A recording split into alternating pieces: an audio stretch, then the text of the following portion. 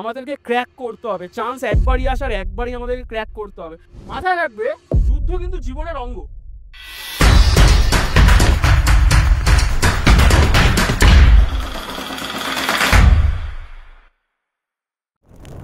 Good evening, welcome to বৈঠক education institution. পেছনে দেখতেই পারছো আজকে পলাশির যুদ্ধ, এবং কিসের জন্য? আমাদের সামনেই এসএলএসটি এক্সাম আসছে।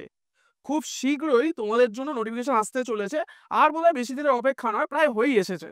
তো আমরা বৈঠক এডুকেশন ইনস্টিটিউশন তোমাদের পাশে তো রয়েছি, এবং তোমাদের জন্য আজকে কিছু নিয়ে এসেছি। ঠিক আছে, তো সাবজেক্টটা ইতিহাস, কিন্তু শুধু ইতিহাস নয়, আমাদের বৈঠকিতে তোমাদের জন্য আরো সাবজেক্ট রয়েছে। শুধুমাত্র ইতিহাস নয়, ইতিহাস ছাড়াও আরো অনেক সাবজেক্ট রয়েছে যাতে আমরা কিন্তু ক্লাস করাচ্ছি। ইতিমধ্যে আমাদের ক্লাস শুরু হয়ে গিয়েছে। যারা যারা এখনো ভাবছো যে এক্সাম আসবে, নোটিফিকেশন বেরোবে, তারপর আমরা শুরু করব, তারা কিন্তু একটু হলেও ভুল করে যাচ্ছ। তার কারণ সামনেই এক্সাম, আর প্রস্তুতি প্রথম থেকে নিলেই তবেই কিন্তু এক্সাম ক্র্যাক করা যায়। তো সময় কিন্তু বেশি নেই, দেখবে আজকালকের মধ্যে হয়তো নোটিফিকেশন চলে আসবে। আর এবারের ভ্যাকেন্সি মানে যেটা আমাদের সংখ্যা রয়েছে সেটা অনেকটাই বাড়বে। তো বুঝে শুনে এগো, খুব তাড়াতাড়ি নোটিফিকেশন আসতে চলেছে, এবং আমরা কিন্তু তোমাদের পাশে রয়েছি। আমরা বৈঠক এডুকেশন ইনস্টিটিউশন তোমাদের পাশে অবশ্যই রয়েছি। ঠিক আছে, আমাদের নিচে দেখো নাম্বারস দেওয়া রয়েছে, সমস্ত কিছু দেওয়া রয়েছে। এছাড়াও তোমরা আমাদের ওয়েবসাইট ফলো করতে পারো, www.boithokeducationinstitution.com। এছাড়াও আমাদের নিজস্ব অ্যাপ রয়েছে, প্লে স্টোর থেকে তোমরা অ্যাপও নামিয়ে দেখতে পারো। ওর মধ্যে আমাদের এসএলএসটি ব্যাচের প্রত্যেক কটা কন্টেন্ট, সিলেবাস এবং ফ্রি প্রচুর অজস্র স্টাডি মেটেরিয়াল রয়েছে, যা তোমাদের কাজে আসবে। একটু হলেও দেখে নিও, পরীক্ষার জন্য প্রস্তুতি কিন্তু খুবই ইম্পর্টেন্ট। সব থেকে বড় কথা হচ্ছে পরীক্ষা। ঠিক আছে, আজকে আমরা ইতিহাসের টপিক শুরু করব, যা হবে পলাশির যুদ্ধ। শুধুমাত্র টপিক নয়, আমাদের এখানে কথা হলো আমাদেরকে ক্র্যাক করতে হবে। চান্স একবারই আসার, একবারই আমাদেরকে ক্র্যাক করতে হবে। আর চাকরির ম্যাটার, ঠিক আছে, তো আমাদের করতেই হবে। আর এসএলএসটি এবারে খুব ভালোই আসবে কোশ্চেন, এইটুকু বলতে পারি, সামনেই এক্সাম। তো দেখো, আমি টপিকের সাথে কয়েকটা জিনিস অ্যাড করেছি, যেটা হচ্ছে গুরুত্বপূর্ণ তথ্য, বিস্তারিত আলোচনা এবং মনে রাখার কৌশল। স্বাভাবিকভাবে বয়স আমাদের প্রত্যেকেরই হচ্ছে, যত স্টুডেন্ট হোক না কেন, কিন্তু মাথায় রাখার একটা কৌশল তো আছে নিশ্চয়ই। ঠিক আছে, মাইন্ড ম্যাপ কিন্তু খুব ইম্পর্টেন্ট। সেটা আমরা যদি সঠিকভাবে সাজাতে পারি, তবে কিন্তু আমরা খুব ইম্পর্টেন্ট ভাবে এক্সামের মধ্যে বসতে পারবো এবং ভয়হীন ভাবে এক্সাম দিয়ে আসতে পারবো। তার জন্য আমরা অবশ্যই পাশে আছি, আমাদের সাথে থাকো এবং ক্লাস করো। বললাম, বৈঠক এডুকেশন ইনস্টিটিউশনের ওয়েবসাইটে যাও, আমাদের অ্যাপ রয়েছে, অ্যাপ নামাও, দেখো। শুধুমাত্র তুমি যেখানেই আছো সেখানেই বসে বসে দেখো, কোথাও যেতে হবে না। ধরো ক্লাস যাচ্ছ, ধরো স্কুল যাচ্ছ, বা ধরো কোথাও বাসে করে যাচ্ছ, বা কাজের মধ্যে রয়েছে, টিফিন টাইম, লাঞ্চ টাইম, শোয়ার আগে, যখন ইচ্ছা দেখো। ঠিক আছে, শুধুমাত্র দেখতে হবে, একটু প্রস্তুতি নিতে হবে, তাহলেই হবে। চলো তবে আমরা একটু আজকে এগোই। আচ্ছা, আমাদের ইতিহাসের আজকে টপিক নিয়ে এসছি ইউনিট 5 এসএলএসটি, ইউনিট 5, 5 নম্বর। ঠিক আছে, 5 নম্বরের একটা টপিক নিয়ে এসেছি, সেটা হচ্ছে শুধুমাত্র পলাশির যুদ্ধ। ইতিমধ্যে কিন্তু আমাদের ক্লাস শুরু হয়ে গিয়েছে। ঠিক আছে, এছাড়া আমাদের যে ব্যাচ রয়েছে, আমাদের যে পেড ব্যাচ রয়েছে, সেই ব্যাচে কিন্তু অলরেডি ক্লাস শুরু হয়ে গিয়েছে। তো তোমরা জয়েন করো। টপিকটা আমরা আসতে শুরু হয়েছি, তো আজকে একটা ইম্পর্টেন্ট টপিক, যেটা এবারে কোয়েশ্চেন আসবেই আসবে। কারণ পলাশির যুদ্ধের এমন একটা সময় হয়ে আসছে, যত বছর আমরা যদি হিসাব করি, ঠিক আছে, সময় কিন্তু হয়ে আসছে, যা পলাশির যুদ্ধকে এবছরের এসএলএসটি তে খুব ইম্পর্টেন্ট একটা জায়গা দাঁড় করাবে। তার কারণ মুঘল বা সুলতানে কম তা নয়, কিন্তু পলাশির যুদ্ধের ভ্যালু এবারে বেশি আছে এক্সামে। ঠিক আছে, তো তোমরা দেখতে থাকো, আমরা ডিসকাস করব, আরো নেক্সট স্লাইডে আমরা ডিসকাস করব। ঠিক আছে, চলো। দেখো, একটু আগেই তোমাদেরকে আমি বলছিলাম যে আমাদের আরো ব্যাচ রয়েছে আমাদের এই সাবজেক্টের উপর। এছাড়াও এখানে যে কোনো সাবজেক্ট রয়েছে, যেরকম ধরো বাংলা রয়েছে, ইংলিশ রয়েছে, জিওগ্রাফি রয়েছে, হিস্ট্রি তো রয়েছেই, এডুকেশন রয়েছে, লাইফ সায়েন্স রয়েছে। এই সাবজেক্টের উপরে আমাদের কিন্তু পেড ব্যাচ চলছে। এছাড়াও এখানেও অজস্র স্টাডি ম্যাটেরিয়াল রয়েছে, যা তোমাদের কাজে লাগবে। যারা যারা দেখছো ইউটিউবে এবং যারা লাইভ ক্লাস সাথে সাথে আরো পেড ব্যাচ নিতে চাইছো, তারাও আসো। ঠিক আছে, আর আমাদের সাথে যুক্ত হও, যুক্ত হয়ে এগিয়ে চলো, কারণ আমরা পরীক্ষাতে ক্র্যাক করবই করব।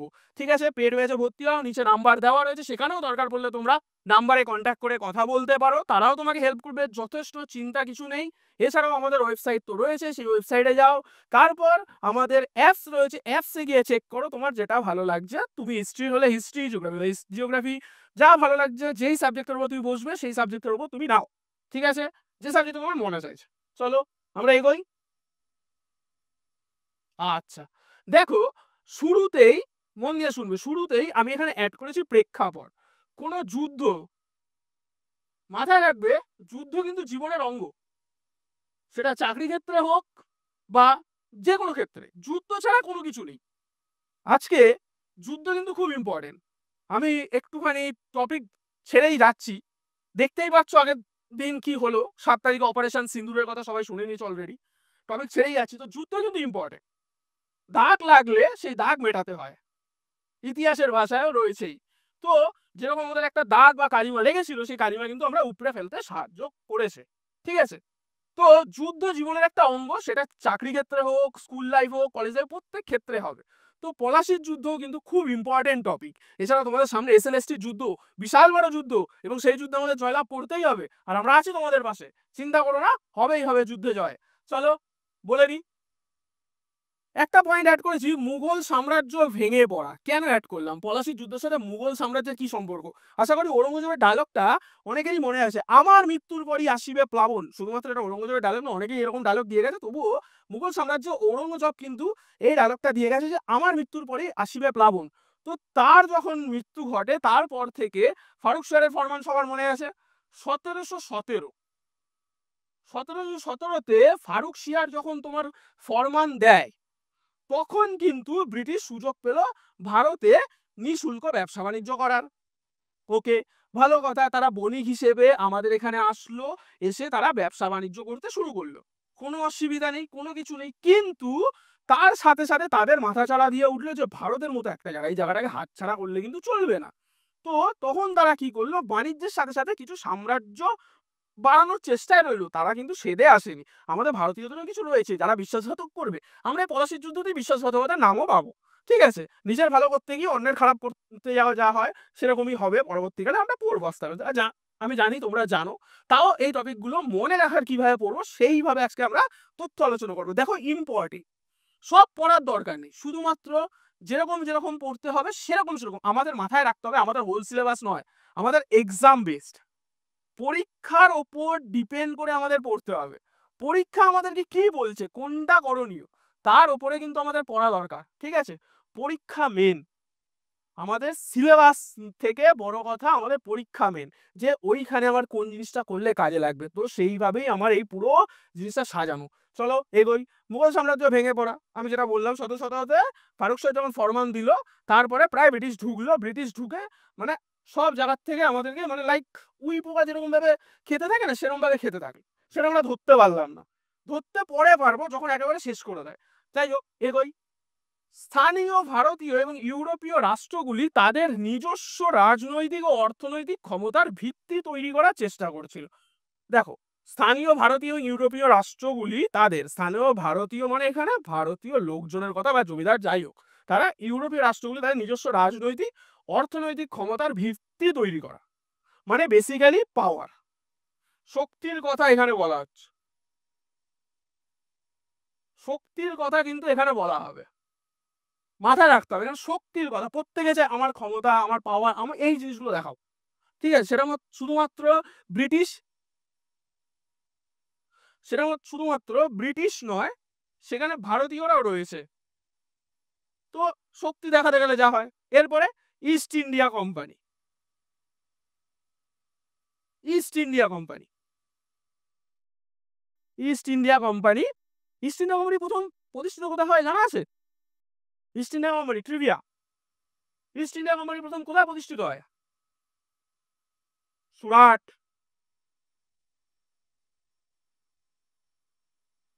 সুরাট।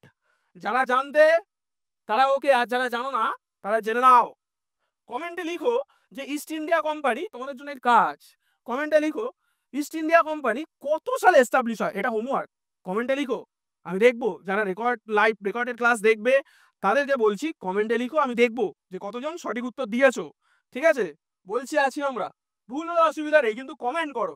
এবং ভিডিও ভালো লাগলে, আমাদের ক্লাস ভালো লাগলে লাইক শেয়ার এন্ড সাবস্ক্রাইব অবশ্যই তোমরা করো।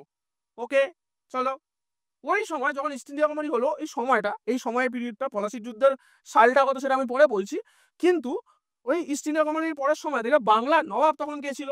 অবশ্যই সিরাজউদ্দৌলা, বাংলার নবাব সিরাজউদ্দৌলা। ঠিক আছে, সিরাজউদ্দৌলা কে ছিলেন? আলীবর্দী খানের কে?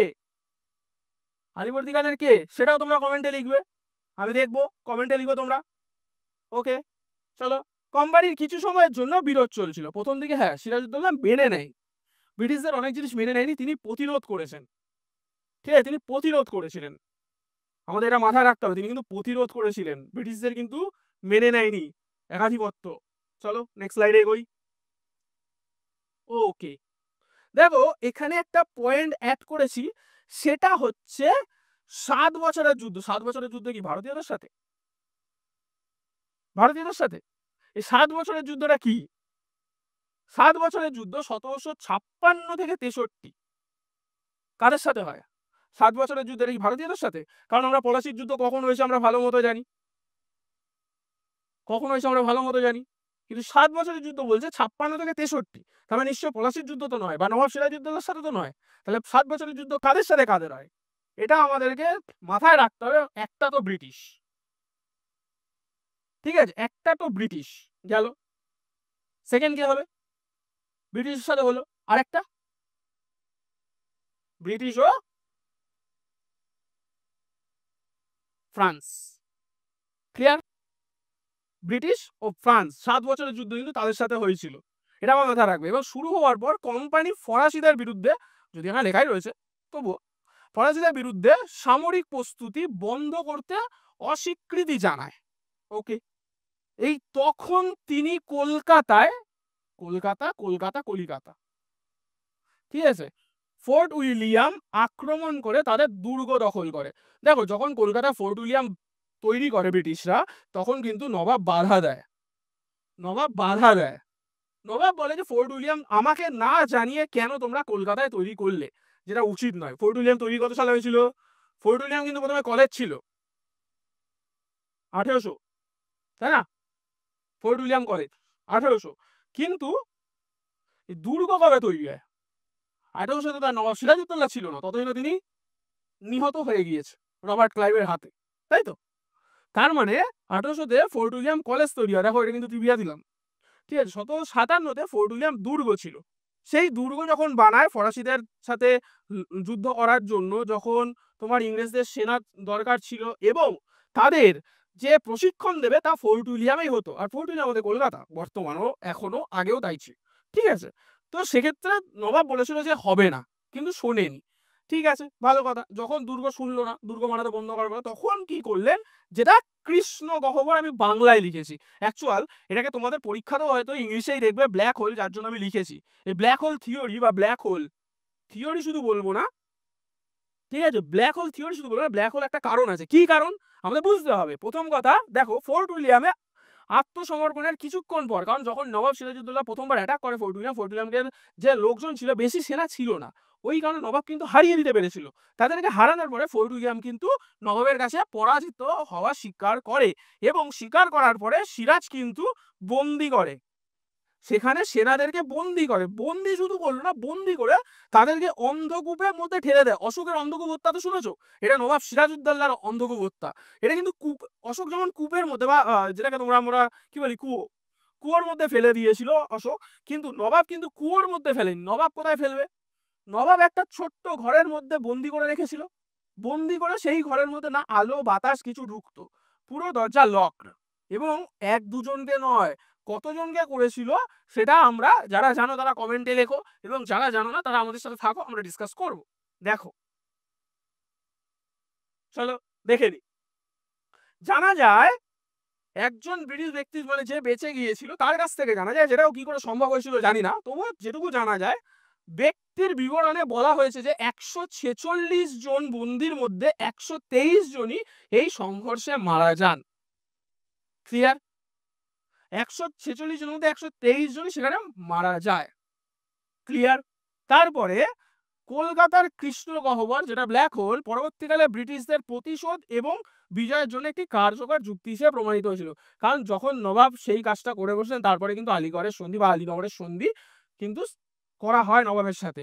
এছাড়াও এইটাই কিন্তু ব্রিটিশদের কাছে একটা রোষের কারণ হয়ে দাঁড়িয়েছিল যে না আমাদের সাথে এরকম হতে পারে না, জোর জুলুম চলতে পারে না। তাই তারা পরবর্তীকালে একটা বিরাট বড় যুদ্ধ আসবে, সেই যুদ্ধটা কি? পলাশির যুদ্ধ, যা কিন্তু ব্রিটিশদের ভারতে একেবারে দৃঢ় হতে সাহায্য করেছে। আমরা জানি বক্সারের যুদ্ধ সব থেকে দৃঢ় করেছিল, কিন্তু তাছাড়াও পলাশির যুদ্ধ কিন্তু মেন।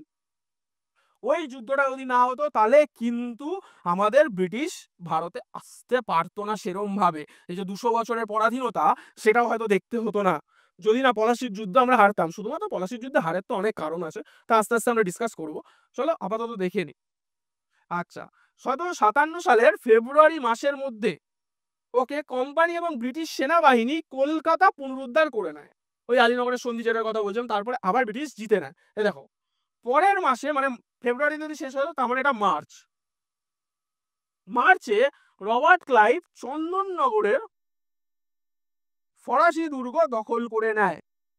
ফরাসিদের দুর্গ, কারণ ফরাসিদের আমরা ক্লাস 9-এ একটা গল্প আছে সিরাজউদ্দৌলা বলে বোধহয়, ঠিক আছে?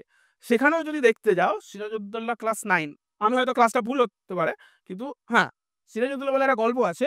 সেই গল্পতে যদি তোমরা দেখো নাটক, তো সেখানেও কিন্তু তুমি দেখবে ওখানে কিন্তু একটা লাইন আছে যে একজন ফরাসি কেউ একজন সিরাজে গেছিল সভায়, সেখানে গিয়ে কিন্তু তিনি বলেছিলেন। তো এবার দেখো নাটকের ওপর তো সত্যর আমি যেতে পারবো না, কারণ সত্য আমি ওখানে আসবেও না, তবুও যতটুকু আছে সে কিন্তু সাহায্য চাইতে গেছিল, কিন্তু নবাব তাকে ফিরিয়ে দেয়। এবং সে কিন্তু নবাবকে বলেছিল যে ফরাসি যদি চলে যায় ব্রিটিশরা কিন্তু ঢুকবে ভারতে, এবং সেটাকে যদি মেনে নিই তাই কিন্তু হয়েছে পরবর্তীকালে। ক্লিয়ার?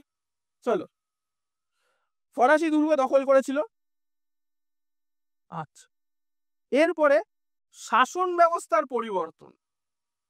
আচ্ছা, সিরাজ ফরাসিদের সাথে আলোচনা করছেন জানতে পেরে, কি জানতে পেরে? কোম্পানি সিদ্ধান্ত নেয় যে তাদের রাজনৈতিক আর্থিক লক্ষ্য অর্জনের জন্য শাসন ব্যবস্থার পরিবর্তন প্রয়োজন। ঠিক আছে, কারণ ফরাসিদের সাথে সিরাজ হয়তো আলোচনা করছে, সেই জন্য তাদের মনে হয়েছে যে এবার আমাদের শাসন ব্যবস্থার পরিবর্তন দরকার। চলো এগোই।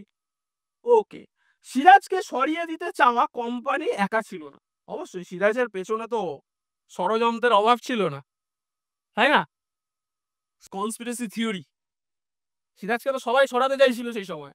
শুধুমাত্র ওই নয়, দু একজনের নাম বলে দিই, পড়াতেই বলে দিই। মির্জাফর তো রয়েছে, আমরা তো শুধু মির্জাফরকে জানি। শুধুমাত্র মির্জাফর নয়, তার একজন ছিল, সেটা হচ্ছে ঘসরি বেগম। ঘসরি বেগম কে ছিল?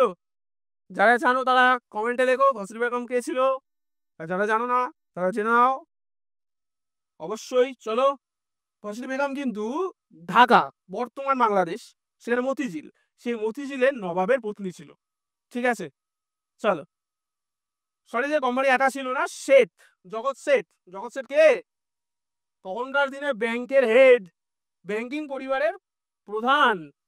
মাহতাব রায় উদ্বিগ্ন ছিলেন কি বিষয়ে? যে নবাব তার নিজের স্বার্থে শেঠের বিশাল সম্পদ দখল করে নেবেন। কারণ যুদ্ধ করতে গেলে টাকার প্রয়োজন, সৈন্যের প্রয়োজন, সেগুলোর জন্য সবথেকে বড় কথা অর্থের তো প্রয়োজন। উইদাউট অর্থ কি করে যুদ্ধ হবে? ঠিক আছে, অর্থ কিন্তু দরকার, এইটুকু আমাদের মাথায় রাখতে হবে। তো সেক্ষেত্রে তখন তাদের মধ্যে একটা কাজ করছিল, এই তো নবাব আসবে, এবার বলবে টাকা দাও, যুদ্ধ করব, তাই না? সৈন্য নেব, তাদের তো ভরণ পোষণ আছে। সেই জিনিসটার জন্যই তাদের মনে একটা ভয় কাজ করছিল।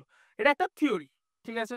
চলো, তাই জগৎ শেঠ এবং ক্লাইভ গোপনে সিরাজের একজন সেনাপতি, সেটাকে মির্জাফর। মির্জাফরকে তা আমরা তো জানি ভালো মতো। আমরা তো এখনো মানে বলতে বলতে মির্জাফরকে মনে রাখার জন্য বোধহয় কোনো কিছু কৌশলের দরকার নেই, তার কারণে আমরা কথায় কথায় বলি ভাই তুই তো মির্জাফর, সেরকম ব্যাপার, তাই না? তো মির্জাফরকে বাংলার নতুন নবাব করার প্রস্তাব দেন। মির্জাফর রাজি হয়ে যায়, কত বছরের কাটাবো সেনাপতি হয়ে, সেনাপতি নবাব হোক। তাই কি হলো, সিরাজ যুদ্ধে পরাজিত হন, তবে গিয়ে মির্জাফর কিন্তু আমাদের নবাব হবে এবং পরবর্তীকালে হয়েছিল।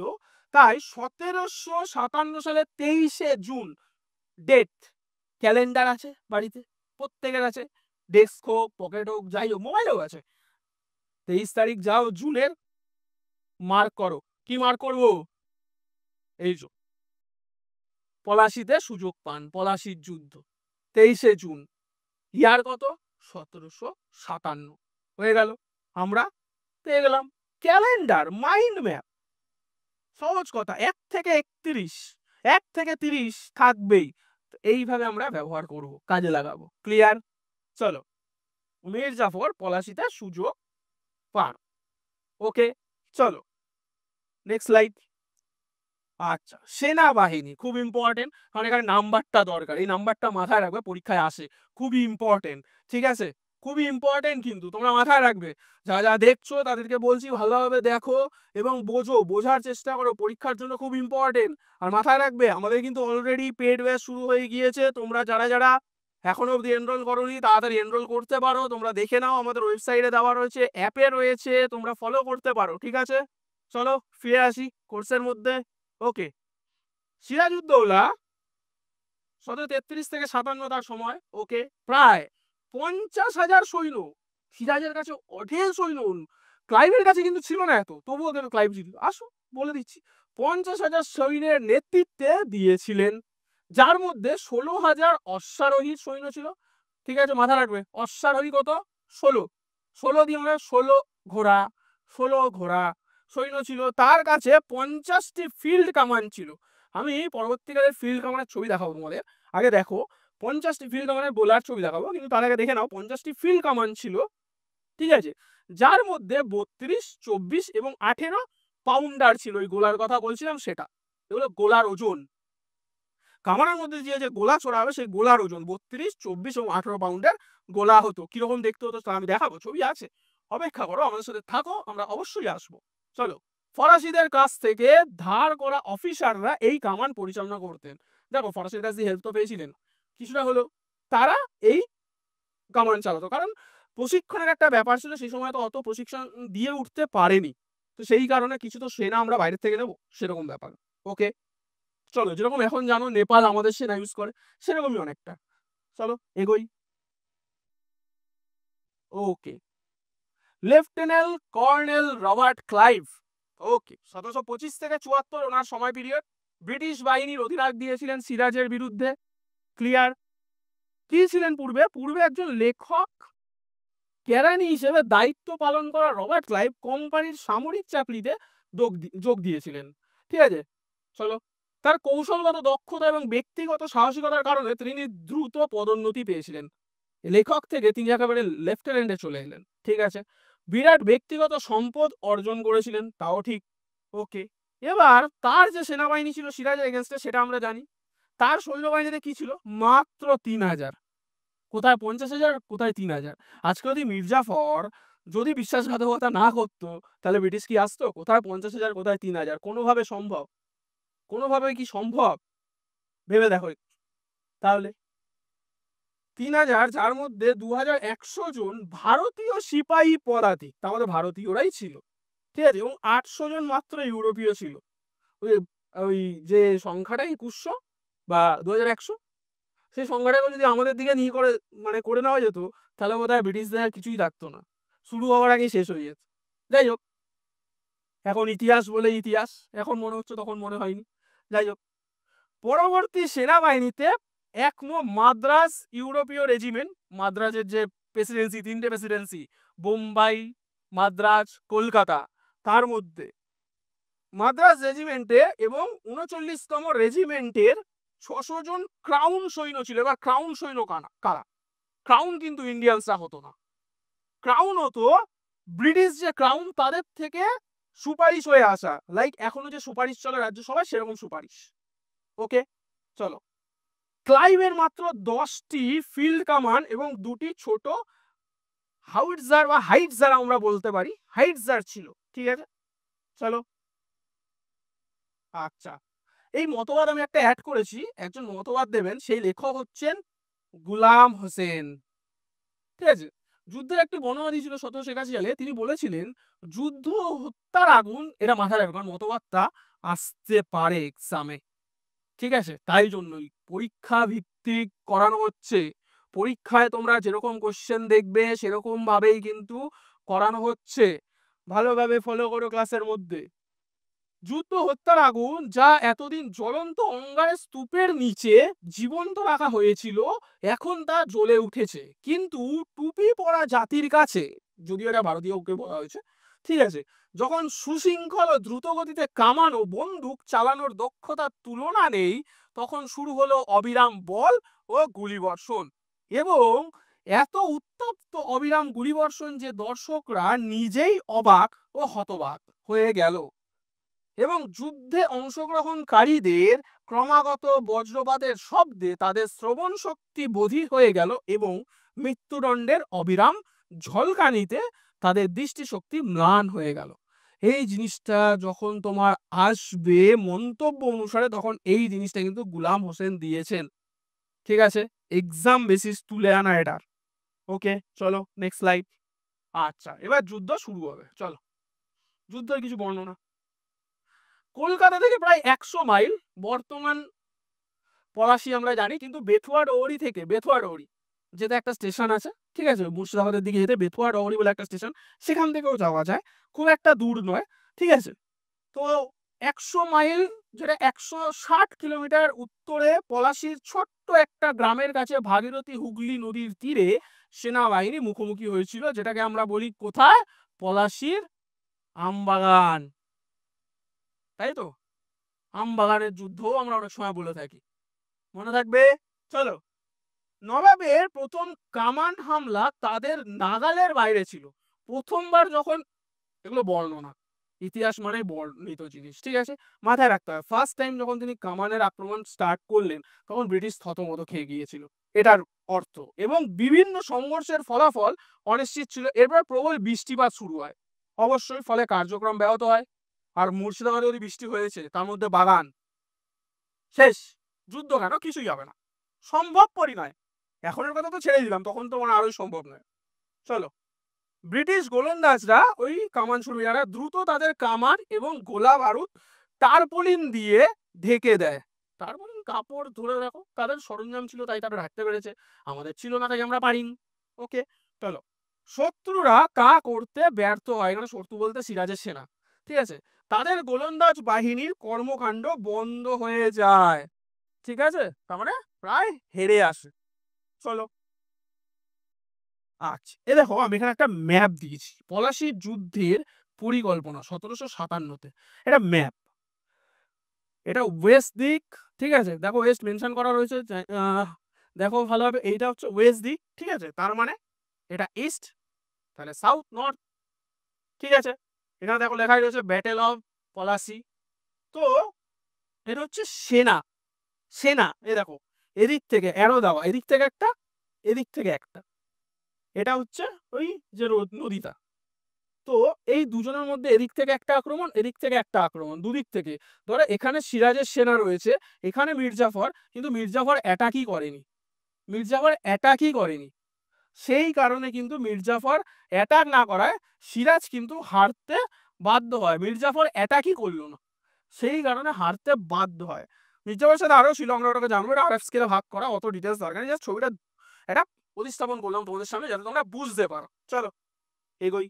আচ্ছা, দেখো আরেকটা ছবি অ্যাড করেছি, সেটা হচ্ছে আমি মেনশন করেছি 1757 সালে চলমান প্ল্যাটফর্মে বাংলার নবাবের কামান, চলমান প্ল্যাটফর্ম, দেখো এখনকার কামান তোমরা সবাই দেখেছো, ট্যাঙ্ক, সেটাও যেরকম চলে যায়, তখন এই প্ল্যাটফর্মটা, এটা লম্বা প্ল্যাটফর্ম, এটা না চলার মতো, মানে গরুর গাড়ি যেরকম টানে সেরকম, এই দেখো দুটো গরুর মুখ দেখা যাচ্ছে, তো এরকম ভাবে, দুটো না অনেকগুলোই আছে, তবু এরকম ভাবে টানছে, মানে গরুটা টানবে, ঠিক আছে, আর ওর পিঠে যে গরুর গাড়ির ওপরে কামানটা বসানো, আর কামান রাখবে, গোলা সমেত, গোলা সমেত কামান রাখবে, এই দেখো কামানের মুখ, এখান থেকে গোলাটা রাখবে, ওই পাউন্ডের 32, 18, 24, সেই পাউন্ডের, দেখো এখানে আরো একটা রয়েছে, দেখো হাতি, ঠিক আছে, সে হাতির পিঠে টানার থেকে ঘোড়ার পিঠে বা গরুর পিঠে টানা সহকার ছিল, কারণ এটা অনেক ভারী লোড নিয়ে যেত, আর অত উঁচুতে হতো না, প্ল্যাটফর্ম পেতো না। চলো, আচ্ছা, এখানে আগুনের ঝড়, ফায়ার রেন কেন বলা হচ্ছে বলে দিচ্ছি। নবাবের সৈন্যরা, মানে যুদ্ধের শেষ পথে নবাবের সৈন্যরা এগিয়ে গেল, ধরে নিল ক্লাইভের কামানও অকার্যকর বৃষ্টির জন্য, কিন্তু তারা তীব্র আগুনের মুখোমুখি হয় এবং শীঘ্রই বিশৃঙ্খল অবস্থায় পিছু হটে পড়ে, কারণ ওদিকে কাপড় সরিয়ে ওরা অ্যাটাক করা শুরু করে দিয়েছে, বুঝলে, বৃষ্টির মধ্যে আমাদের কামানও খারাপ হয়েছে, তাই বোধহয় ব্রিটিশেরও কামান খারাপ, কিন্তু তা তো হলো না, উল্টো হয়ে গেল। এবার নবাবের অশ্বারোহী বাহিনীর অধিনায়ক মীর জাফর, ব্যাস মেন জায়গায় অবস্থা খারাপ, অংশ নিতে অস্বীকৃতি জানায়। মীর জাফর অ্যাটাকই করলো না, বিট্রে করে দিল, বিশ্বাসঘাতক করে দিল, বিশ্বাসঘাতকতা। আচ্ছা, দিনের শেষে ক্লাইভ নবাবের হতাশ বাহিনীকে পরাজিত করার মতো অবস্থানে ছিলেন। মাত্র 22 জন সৈন্য, ভাবো একবার সংখ্যাটা কত ছিল ব্রিটিশদের, মাত্র 22 জন মারা গেছে, এবং 50 জন আহত হওয়ার পরিবর্তে 500 জনেরও বেশি হতাহত হন, সেটা হচ্ছে নবাব। ঠিক আছে, আর নবাবের তো শেষ, মীর জাফর অ্যাটাক করলো না, পুরো গেল। সংখ্যাগুলো মাথায় রাখবে, সংখ্যা খুব ইম্পর্টেন্ট। আচ্ছা, পরে মির্জাফর এখানে কেন বলছি বলে দিচ্ছি। আমরা সবাই জানি রবার্ট ক্লাইভ সিরাজকে হত্যা করে, তাই তো, ঠিক আছে, কিন্তু বর্তমান যদি আমরা দেখি, অনেক বইতে দীর্ঘ রিসার্চের পর বলা হচ্ছে মির্জাফরই সিরাজকে হত্যা করে, কারণ হত্যার পরই একজন শাসক হতে পারে। তাই জন্য রবার্ট ক্লাইভের দ্বারা যদি বসতো, তাহলে তখন রবার্ট ক্লাইভের তখন সেই ক্ষমতা নেই যে মির্জাফরকে তুমি সিংহাসনে বসাতে পারো। মাথায় রাখো, তখন তারা শুধুমাত্র ফরমান পেয়েছিল যে তারা নিঃশুল্ক ব্যবসা বাণিজ্য করতে পারবে, কিন্তু তারা দখলদারি করতে পারবে না শাসন ব্যবস্থায়। ঠিক আছে, তারা কিন্তু শাসন ব্যবস্থায় দখলদারি একদমই করতে পারবে না। তাই জন্য তখন কিন্তু মির্জাফর নিজে সিরাজকে হত্যা করে, এবং হত্যা করার পরে তার স্থলাভিষিক্ত হয় এবং নবাব হন। কিন্তু তিনি একজন পুতুল শাসকের চেয়ে বেশি কিছু না, কারণ ব্রিটিশ বলছে এই দাও ওই দাও, আর সে দিয়ে যাচ্ছে, সে দিয়ে যাচ্ছে, দিয়েই যাচ্ছে, আর কি করবে, তার তো আর কিছু করণীয় নেই। আচ্ছা, চলো, ব্রিটিশদের সাথে স্বাক্ষরিত চুক্তির মাধ্যমে বাংলার নিয়ন্ত্রণ ছেড়ে দিতে বাধ্য হন। ক্লিয়ার, স্বাভাবিক।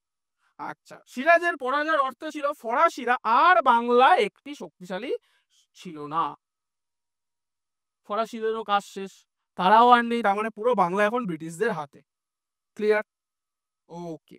চলো দেখো, বলেছিলাম গোলা দেখাবো, চলো গোলা দেখাই। দেখেছো কত বড় বল, এটা কিন্তু তোমার ফরাসির ইয়েরই, এটা তোমার 24 টনের, 24, ঠিক আছে, এটা 32 না, 24, 24 পাউন্ডের আর কি, 24 পাউন্ডের একটা কামান গোলা। ঠিক আছে, এটাই সিরাজের সময় ইউজ করা হতো। বর্তমানে কিন্তু এটা মুর্শিদাবাদের যে মিউজিয়াম সেখানে রয়েছে। ওকে, চলো নেক্সট স্লাইড। আচ্ছা, সাম্রাজ্যিক ক্ষমতা বলে একটা পয়েন্ট আছে, সাম্রাজ্যিক ক্ষমতা কেন, এবার তো ব্রিটিশদের সাম্রাজ্য শুরু হবে। কি, পলাশিতে বিজয়ের পর ক্লাইভকে বাংলার গভর্নর নিযুক্ত করা হয়, অবভিয়াসলি, তারপরেই ক্লাইভ হলো বাংলার গভর্নর। 1765-তে তিনি সম্রাট দ্বিতীয় শাহ আলম, তখন দ্বিতীয় শাহ আলম মুঘল সম্রাট, দ্বিতীয় শাহ আলমের কাছ থেকে কোম্পানির জন্য দেওয়ানি লাভ করে। এইবার তারা শাসন ব্যবস্থায় ঢুকছে। 1765 কেন, 1764-তে কি হয়েছে, আর নবাব বাধ্যই বা কেন হলো, নবাব বাধ্যই বা কেন হলো যে দেওয়ানি দিতেই হবে, কেন দিতে হবে তাকে, এতই কি দরকার যে ব্রিটিশদের আমাকে দেওয়ানিটা দিতেই হবে, কারণ বলো, যারা দেখছো রেকর্ডেড ক্লাস, তারা কিন্তু অবশ্যই কমেন্ট করো যে 1764-তে কি এমন হলো, কি এমন হলো যে তারা দেওয়ানি পেল। ঠিক আছে, 1764 কেন খুব গুরুত্বপূর্ণ, ঠিক আছে, হোমওয়ার্ক, কেন গুরুত্বপূর্ণ মাথায় রাখবে। আচ্ছা, চলো দেখে নিই একটু, বাংলার কর ও শুল্ক রাজস্ব আদায়ের অধিকার নিশ্চিত করে, এবার আমরা নেব, মানে ব্রিটিশরা নেবে। আচ্ছা, এটি এই অঞ্চলে ব্রিটিশ সামরিক আধিপত্য নিশ্চিত করে এবং কোম্পানিকে ভারতের রাজনৈতিক অংশীদারিত্ব প্রদান করলো। ক্লিয়ার, চলো, ভারতীয় কর রাজস্ব এখন ব্রিটেনের রপ্তানির জন্য ভারতীয় পণ্য ক্রয়ের ব্যবহার করা হতো, অবশ্যই লিভারপুল ম্যানচেস্টার উঠে আসবে এবার। কোম্পানির কর সংগ্রহ এবং তার অঞ্চলগুলিকে নিয়ন্ত্রণ করার জন্য একটি বিশাল বেসামরিক ও সামরিক প্রশাসন তৈরি করে। এটি আর কেবল একটি বাণিজ্যিক সংস্থা ছিল না, এটি একটি সাম্রাজ্যবাদী শক্তিতে পরিণত হলো। এটা কথা মাথায় রেখো, ঠিক আছে, ঢুকেছিল বণিক হয়ে, শেষ করে গেল কি হয়ে, ভক্ষক হয়ে, তাই না, ঢুকেছিল কিন্তু তারা বণিক হয়ে, ব্রিটিশরা, তারা পুরো শেষ করে দিয়ে গেল, মানে উইপোকা বলছিলাম না, পুরো উইপোকার মতো খেয়ে গেছিল 1947 সালে। ঠিক আছে, চলো, ব্রিটিশ মিউজিয়ামের বেশিরভাগ জিনিসই তো ভারত থেকে নিয়ে যাও, ওদের তো নিজের কিছুই নেই, তাই না, চলো এগোই। আচ্ছা, এই দেখো একটা জিনিস যেটা রবার্ট ক্লাইভকে দেওয়া হয়েছিল 1757 সালে, সে যখন জেতে, বিজয়ের একটা পদক দেওয়া হয়েছিল, রবার্ট ক্লাইভ বসে রয়েছে হাতির ওপরে, ঠিক আছে। আর এই যে মাথা নাচছ, ঠিক আছে, সিরাজের। তো ব্যঙ্গচিত্র বলতে পারে, কিন্তু তার এটা আর কি, এই যে রবার্ট ক্লাইভ লেখাই রয়েছে, দেখো যদি একটু দেখতে পারো রবার্ট ক্লাইভের ইয়েটা, ঠিক আছে। চলো এগোই। আরেকটা জিনিস আছে, এটা ব্যঙ্গচিত্র। ব্যঙ্গচিত্র সম্পর্কে তোমরা একটু জেনে থাকবে যে গগনেন্দ্রনাথ ঠাকুর আছে, যিনি ব্যঙ্গচিত্রের জন্য কিন্তু খুবই বিখ্যাত। তো এটা একটা ক্লাইভের ব্যঙ্গচিত্র, মানে ক্লাইভকে ঘোড়ার পিঠে বলবো কি, এটা ঘোড়ার পিঠেই দেখানো হয়েছে।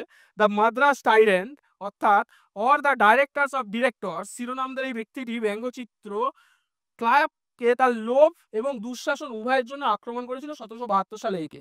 মানে ক্লাইভের যে লোভ ছিল, গ্রিডিনেস, সেইটা এখানে তুলে ধরেছেন তিনি, ঠিক আছে।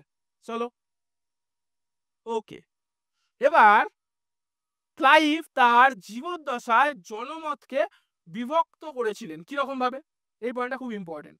ক্লাইভকে নিয়ে দ্বিমত আছে কিরকম। অনেকেই তাকে একজন দুর্নীতিগ্রস্ত এবং লোভী নবাব, হ্যাঁ মাথায় রাখবে, ক্লাইভকে কিন্তু নবাব বলা হয়, ক্লাইভকে কিন্তু নবাবও বলা হয়, ঠিক আছে।